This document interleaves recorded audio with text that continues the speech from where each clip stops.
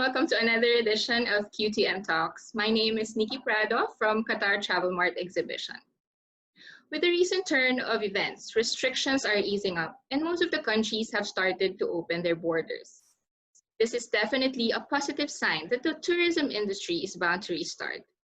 As we look forward to the much anticipated reopening of the hospitality sector, we have the pleasure of having the General Manager of Golden Tulip Doha Hotel, Mr. Ramzi Assily, for today's edition of QTM Talks. Hello, Mr. Ramzi. Welcome to QTM Talks. Hello. Thank you for inviting me. Good morning. Thank you so much for being with us today. So just to start off this interview, Mr. Ramzi, could you just give us a brief introduction of Golden Tulip Doha?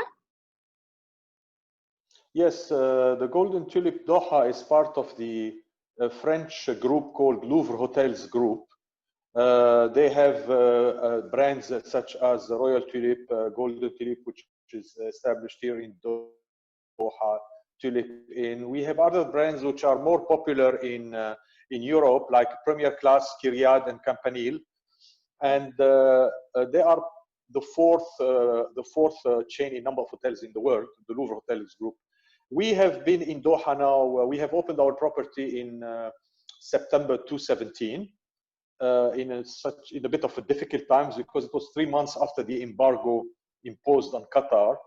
But with time, of course, we have done well with the years. I mean, since we started in 2017, and the property has been doing very well actually until we got we had to unfortunately welcome the coronavirus.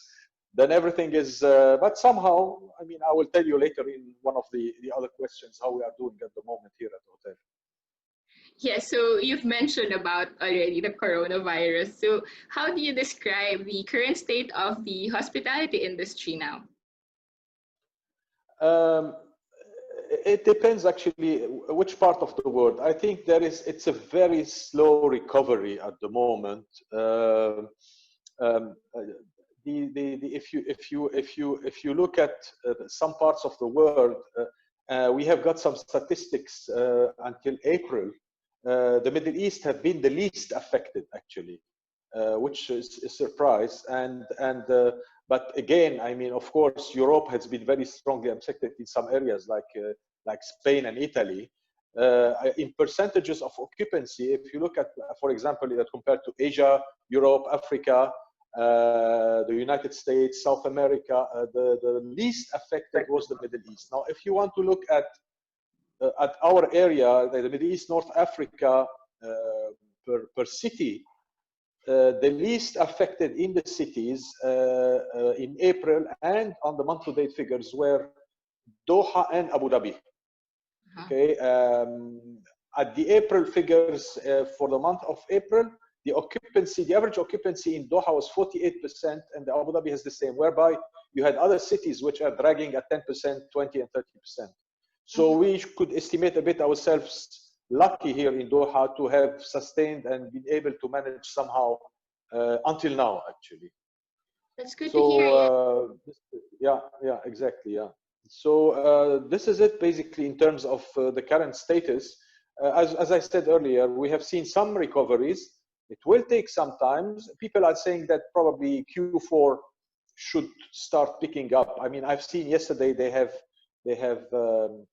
presented on the TV the phases, and they have said that from September everything will be open again and should be back in some sort of normality, basically. That's it. Yes.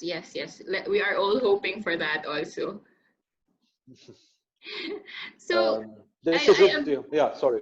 So yes, I've mentioned earlier, restrictions are now easing up and the borders have started to open around the globe. So how do you prepare to get back to business as usual?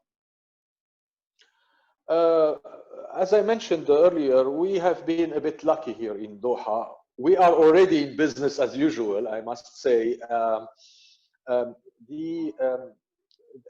Again, the cities which have a large number of hotels and will rely a lot on tourism, such as Dubai, have been greatly affected, for example. But here in Doha, we have, for example, I will give you an example in our property. we have what we call a long stay base. I mean, these are people, we have some apartments and studios in the hotel. So these guests have been staying with us for the past year and 2 years and so on. So they're already, that represents approximately 30 to 40% of the occupancy, and they are still with us. They didn't leave. So I don't know what will happen when the airport will open. On top of this, we have also we have managed to gather some business from some local companies who wanted to keep the employees safe in hotels until things become a little bit better. So in terms of occupancy and rooms, we have not really been affected, thank God. And then the recovery, as a recovery, it's to try to stabilize in general. For example, our rates have a little bit gone down, which is understandable. And then, you know, at the moment we are looking at revenue per available room rather than increasing rates. Competition around us also has suffered a little bit. Some of the hotels have been taken by the government for quarantine. Yeah. And one of them at the moment has been released by the government, and they are struggling to refill the hotel again because they have to start from scratch. So this is basically it. So thank God, I must say, we have survived, or we are still surviving. We are keeping the hotel afloat, and hopefully, I hope we can continue like this to pass the summer until hopefully September, when things come back sort of to return to normal. All right. So you've already mentioned like part of the hotel's recovery plan. We all know that the industry has really been affected during this crisis. So can you give us more information or details on the actual recovery plan, and how do you think it will contribute to Qatar's economic recovery? I think that in general, first of all, what you have to do is to work locally. Locally, in the sense that once it reopens a little bit, I think people would want to go out, although probably they will not be able to really leave the country. But I presume, for example, that resorts will do extremely well, because people will have to go take a break on the beach, around the pools. Of course, they will have some precautions and the limitations and so on. You cannot have 100 people swimming in one pool at the same time. This will not be possible. But the resorts, I presume, will do extremely well. Even normal hotels, which once the restaurants are open, the spas, the gyms, and so on. So the hotels, the recovery will start locally first. Then afterwards, it will. I mean, once the airport starts, it will be. I think it reopens. It will be slow, but let's see what is planned. For example, you have the exhibition planned for November. I hope that the number of visitors, we will have a good number of visitors there, and it will be a successful one. So, as I said, you have to rely on local business at the beginning. It's related to different sectors. For example, you have the sports sector, whereby you have the sport delegations, associations that use hotels when they have tournaments and so on. For again, this is local, you see. So then once again, I think from September or August or September, once the airport reopens, the inbound will start a little bit. The inbound movement will start a little bit, and hopefully it will pick up again. I think it will take some time before the people start to travel in numbers.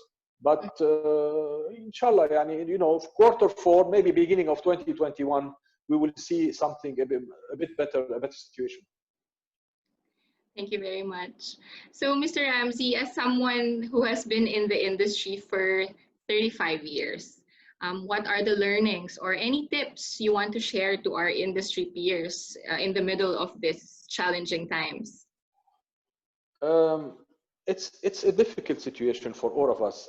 I have a bit of a remark. I'd like to say that many hotels, it did not happen in Doha. Maybe, I'm not sure in Doha if some of the hotels, you know, like for example, again, I take examples like big cities and so on. When the pandemic started, people go for a drastic solution. Okay, stop, we don't do it. Let's close the hotel, send everyone home.